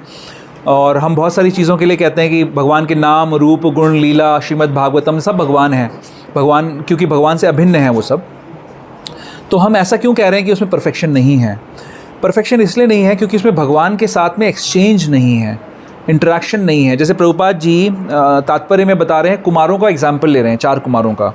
तो 4 कुमार ब्रह्मवादी थे वो ब्रह्म की ही उपासक करते थे, लेकिन ईर्ष्या नहीं करते थे भगवान से। ब्रह्मवादी 2 तरीके के होते हैं, एक वो जो भगवान से ईर्ष्या करते हैं, भगवान को ख़त्म करना चाहते हैं, और एक ब्रह्मवादी जिनको ज्ञान नहीं है कि भगवान भी हैं, वो ब्रह्म तक ही जानते हैं। तो 4 कुमार ब्रह्म भगवान की उस नॉलेज को नहीं जानते थे, तो जब भगवान के धाम पहुंचते हैं और भगवान के श्री चरणों की तुलसी को सूंघते हैं तो उससे ही उनके हृदय में भगवान के प्रति वो भाव जागृत हो जाता है और वो भक्त बन जाते हैं, वैष्णव बन जाते हैं।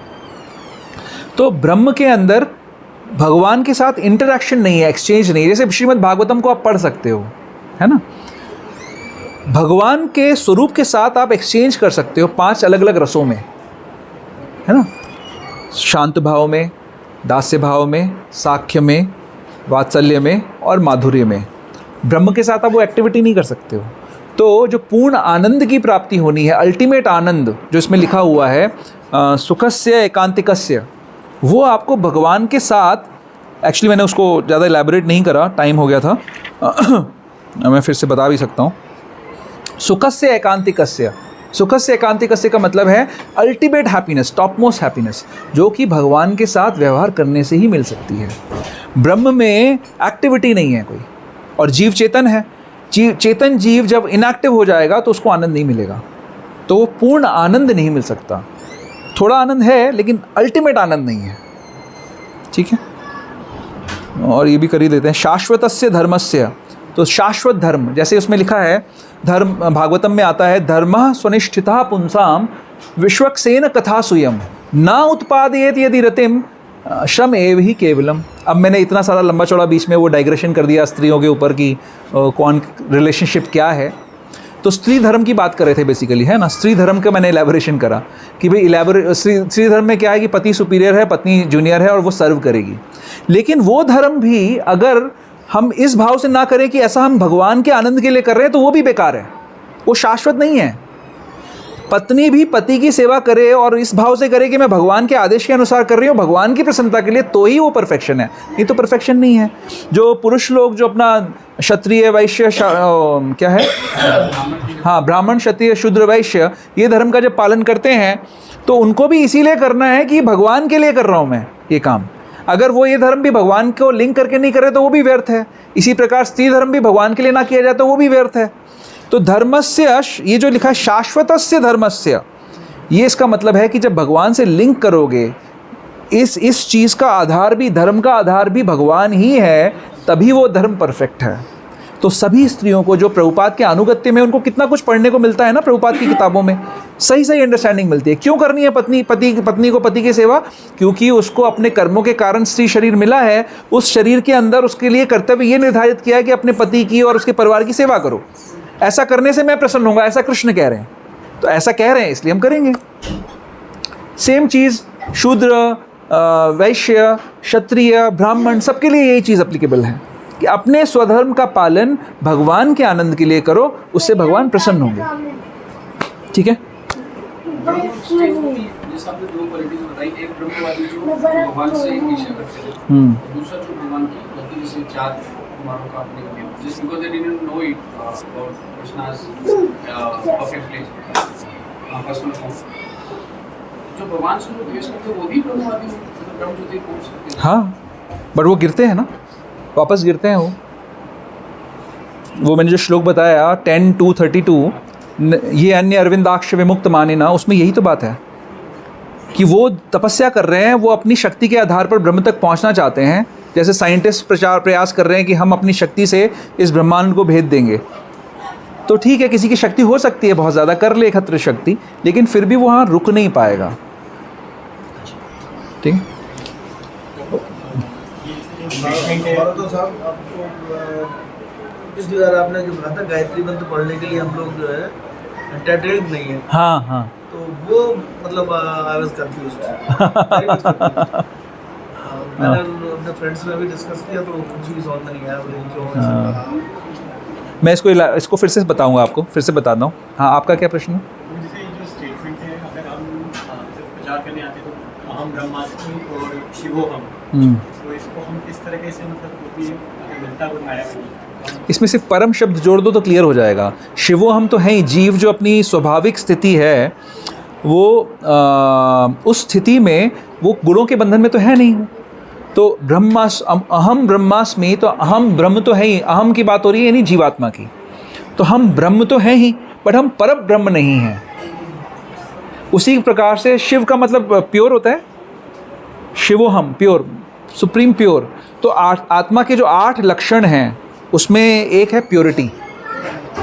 तो हम प्योर हैं बट हम परम प्योर नहीं है। भगवान सदाशिव जो है वो स्वयं महाविष्णु का अवतार है ना, तो सदाशिव हैं, वो हमेशा प्योर हैं। हम क्योंकि प्रकृति के संसर्ग में आ जाते हैं तो हम इम्प्योर हो जाते हैं कंडीशन स्टेट में, बट जब हम अनकंडीशन स्टेट में हैं तो हम प्योर ही हैं। तो इसीलिए शिवोहम, ये शास्त्र का जो वाक्य है, वैदिक वाक्य है शिवोहम अहम ब्रह्मास्मि, ये ठीक है, लेकिन अंडरस्टैंडिंग गलत है इसकी। लोग ये सोच रहे हैं कि हमारी आइडेंटिटी हम लूज़ कर जाएंगे और हम ब्रह्म में मिल जाएंगे और हमारी आइडेंटिटी खत्म हो जाएगी, हम भगवान बन जाएंगे। ये सही नहीं है। शिव मतलब प्योर ना, सही समझ में आई प्रभु? जैसे कितनी बार भगवत सप्ताह भी चलते थे, उसमें जैसे गाते थे शिवो हम तो इस तरह से जब गाते थे तो वो सही है, जो किस कॉन्टेक्स्ट में गाते हैं वो समझ नहीं आता।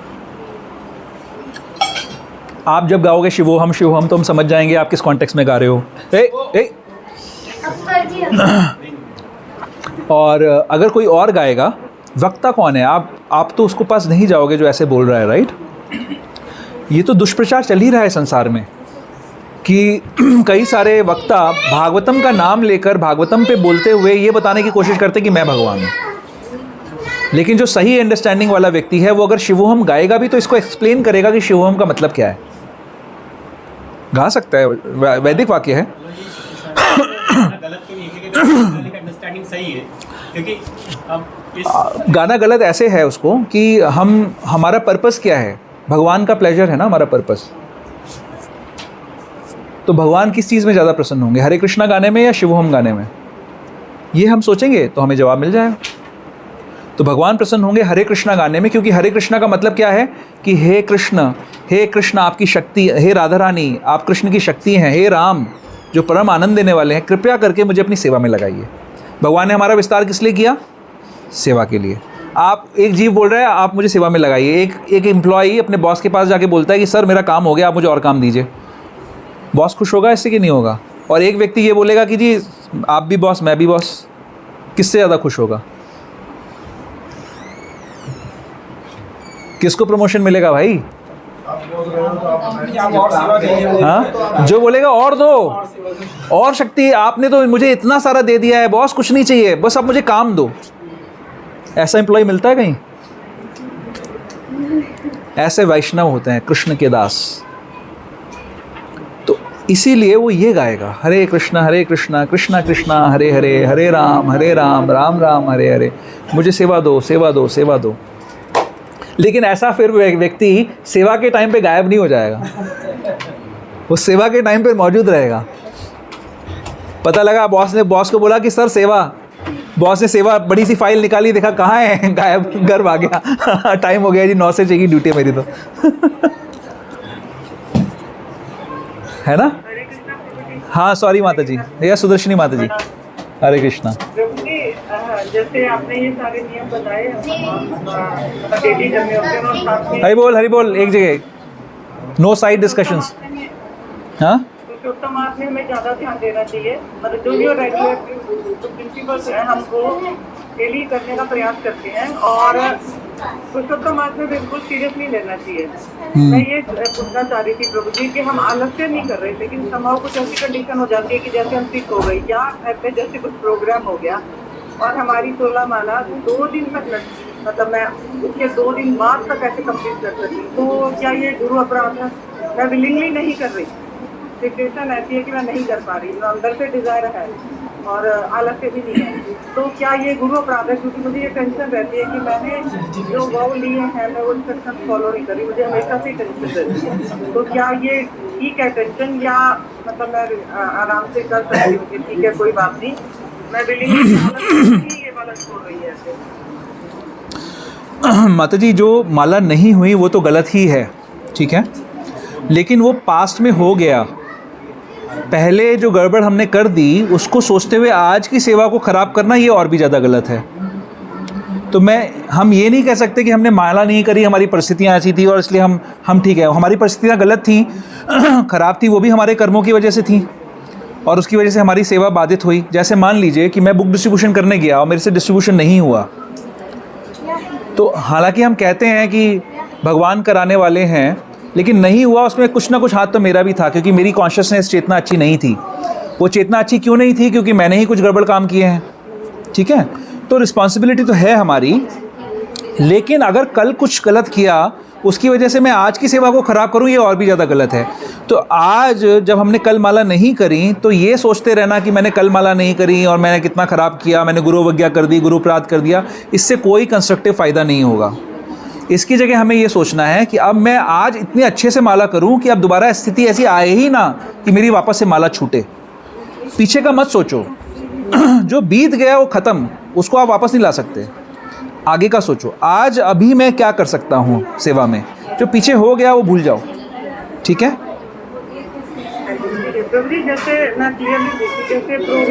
हरि बोल। आप में से कोई यहाँ पे आके बैठना चाहता है क्लास के लिए? इधर किसी को आना है? रामप्रिया को आना है इधर। तुम यहाँ बैठना आके लेक्चर देना कुछ। तो एक मिनट शांति रखो ना फिर तुम लोग।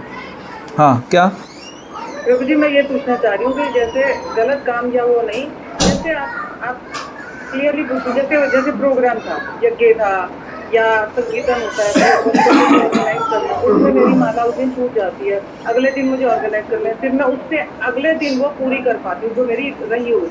ये पूछना चाह रही हूँ कि इसमें कोई मेरे को ज़्यादा टेंशन तो नहीं तो आप अपनी सेवाओं को ऐसे डिज़ाइन मत करिए माता जी कि आपकी माला छूट जाए। माला तो बहुत इंपॉर्टेंट है। रेगुलरली जैसे हम लोग जन्माष्टमी होती है, हम लोग पूरे दिन सेवा में होते हैं, उस दिन 18 घंटे 24 घंटे तक सेवा मतलब होती है, तो हम माला पहले करते हैं, फिर भी हम प्लान करते हैं उसको इस तरीके से कि माला हमारी ना छूटे। तो आप प्लान करिए उसको ऐसे, सेवा का विस्तार थोड़ा कम करिए भले, ताकि आप माला कर पाएँ। लास्ट ईयर का ही आपका ये मैं उससे पूछना चाहती हूँ, जैसे यज्ञ का प्रोग्राम था, सुबह ही होता है, हाँ, तो सारा मुझे ऑर्गेनाइज करना होता है ना, और अकेले ही करना होता है सब कुछ, तो उसमें मैं फिर माला पूरी नहीं कर पाती ना मॉर्निंग में, मुझे बहुत सारा नहीं तो आप दिन भर में कभी भी कर लीजिए, रात तक कर लीजिए, उसमें क्या दिक्कत है? नहीं हो पाता प्रभु जी, शाम तक ही वो आपको सेटअप करना, ये वो प्रैक्टिकली पॉसिबल ही नहीं होता। ठीक है, इस चीज़ को हम पर्सनली डिस्कस करेंगे, मैं आपसे अलग से बात करके बताऊंगा, क्योंकि ये बहुत स्पेसिफिक क्वेश्चन हो गया, बट मैं जनरल प्रिंसिपल्स बताएं।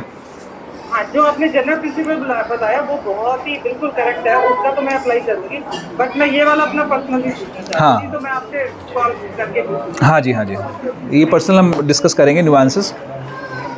प्रभु जी का एक प्रश्न था ना, और किसी का कोई प्रश्न था?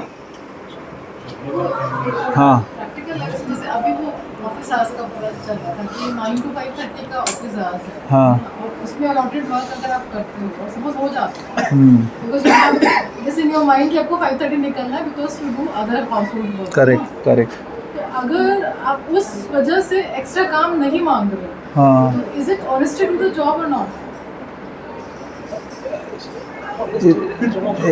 एक सेकेंड,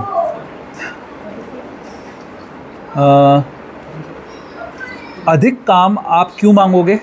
क्योंकि you want to get more, which is a symptom of greed, right? हमें क्या करना है, जितना आपका ड्यू है आपने वो कर दिया, you are doing your work honestly, and then you have other engagements also, so then you should not have that hankering for getting more, because that's the motivation for asking more. If you were to ask more to serve more, then it is okay. If you are asking for if you are asking for more work, आपको ज़्यादा काम इसलिए करना है ताकि उससे आप ज़्यादा सेवा कर पाओगे, then it is okay. But अगर आपको ज़्यादा काम, अब ये लग रहा है कि मेरे को तो दूसरे काम करने हैं, अगर ज़्यादा काम करूँगी तो ज़्यादा कुछ मिलेगा और उससे मैं ज़्यादा एंजॉय करूँगी, that is not okay. उसको खुश कर देंगे। ये बहुत स्पेसिफिक क्वेश्चन है। ठीक है, आपको समझ में आया माता जी? नहीं आया? आ गया ना? थोड़ा सोचोगे आपको एकदम समझ में आ जाएगा। उसको थोड़ा, मैंने जो बोला है उसको आप सोचते रहो थोड़ी देर। प्रभु जी, आपका जो प्रश्न था गायत्री मंत्र को लेकर, 2 तरीके के मंत्र होते हैं, वैदिक मंत्र होते हैं और ये महामंत्र होता है। कोई भी चीज़ के लिए, वैदिक मंत्र के लिए हमें अधिकार की आवश्यकता होती है। अगर किसी व्यक्ति को गुरु से ये अधिकार मिला है, जैसे मान लीजिए कि न्यूक्लियर बॉम्ब बनाने का फॉर्मूला क्या किसी छोटे बच्चे के हाथ में दिया जा सकता है? एक कोई ऐसा बटन जिससे कि न्यूक्लियर मिसाइल लॉन्च हो सकती है, क्या किसी बच्चे को दिया जा सकता है? नहीं दिया जा सकता, क्योंकि उसको पता ही नहीं है कि उसके क्या इम्प्लीकेशंस होंगे। गायत्री मंत्र अनफॉर्चुनेटली आज की डेट में समाज में ऐसे प्रचारित कर दिया गया है कि हर कोई उसको टेप रिकॉर्डर्स पे पहले चलाता था और लोग चलते फिरते गा रहे हैं, लेकिन वो स्कूल प्रेयर्स में गा रहे हैं, लेकिन वो वैदिक मंत्र है, उसकी एक मर्यादा है। उसका मर्यादा का, जैसे गायत्री भी एक व्यक्ति है, आपको पता है गायत्री भी एक व्यक्ति है, राग और रागिनी भी एक व्यक्ति हैं। जब हम गाते हैं और गलत राग में गाते हैं तो जो रागनियाँ हैं उनके शरीर पे कट्स लग जाते हैं, हम गलत राग में जब गाते हैं तो। आप समझ रहे हैं? इसी प्रकार से जब हम गायत्री को गलत समय बिना अधिकार के हम चैंट करते हैं तो हम अपराध करते हैं उस व्यक्ति के प्रति, उस पर्सनैलिटी के प्रति। और गलत करते हैं तो और गलत की सही की क्वालिफिकेशन क्या है कि आपको अधिकार होना चाहिए। आपके गुरु, हम लोग भी गायत्री करते हैं, हम में से अभी कोई भी ब्राह्मण दीक्षित नहीं है यहाँ पर।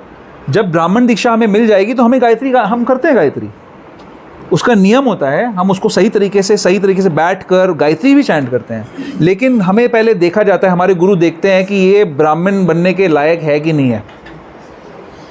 अगर दूसरे की आप चाकरी कर रहे हो, किसी दूसरे की नौकरी कर रहे हो, तो आप कैसे ब्राह्मण हो सकते हो? तो आपको गायत्री का अधिकार नहीं है। लोग तो जॉब कर रहे हैं, पैंट शर्ट पहन के लेदर की बेल्ट लगाकर चलती गाड़ी के अंदर गायत्री कर रहे हैं। ये क्या है? तो मजाक हो रहा है। ये गायत्री थोड़ी है। आप ब्राह्मण हो ना, आप बताओ गायत्री के बारे में, तो आप बता सकते हो ज़्यादा अच्छा मेरे से। मुझे गायत्री मंत्र का तो अधिकार होता है, उसका उपनयन संस्कार होता है। हाँ, जैसे कि गुरु महाराज ब्राह्मण दीक्षा देते हैं तो हाँ, एक तरह का उपनयन संस्कार एक ब्राह्मण शिर दिया जाता है। हाँ, फिर उसमें त्रिसंध्या का नियम होता है कि 3 बार शौच का पालन करना होता है। बहुत वास्ट नियम है। हाँ, स्नान होना चाहिए। आप बिना स्नान के नहीं कर सकते उसको। यहाँ तो लोग दिन में एक बार भी स्नान नहीं करते हैं। 3 बार स्नान मैंडेटरी है और वॉशरूम जाने के बाद हर बार ही। हाँ, तो ये नियम अगर हम नहीं करेंगे प्रभु तो नुकसान हो जाएगा, हमें अपराध लगेगा या उसका वो विफल हो जाएगा, आपका टाइम वेस्ट हो जाएगा। हम सबके पास 24 घंटे ही हैं। उस 24 घंटे में अगर एक तरफ तो आप एक ऐसा मंत्र उच्चारण करें जो कि आपको अधिकार नहीं है, उसको करने से अपराध भी लग रहा है या विफल हो रहा है। एक तरफ आप हरे कृष्ण महामंत्र करें जहाँ पर आपको भगवान की साक्षात कृपा मिल रही है, आप बंधन मुक्त हो रहे हो, ब्रह्म में स्थित हो सकते हो। सिंपल आंसर है इसका, कोई डाउट ही नहीं है प्रभु। आप चिंता बिल्कुल अपने मन से इसका निकाल दीजिए, आपके पास एकदम सही रास्ता मिल गया आपको। ठीक है, ओके। और किसी का कोई क्वेश्चन? All okay? जो नए लोग आए हैं सब क्लियर? कोई बात गलत तो नहीं बोली मैंने? ठीक है, ओके। हरे कृष्णा। तो आज हमारा, क्योंकि पुरुषोत्तम मास शुरू हो रहा है,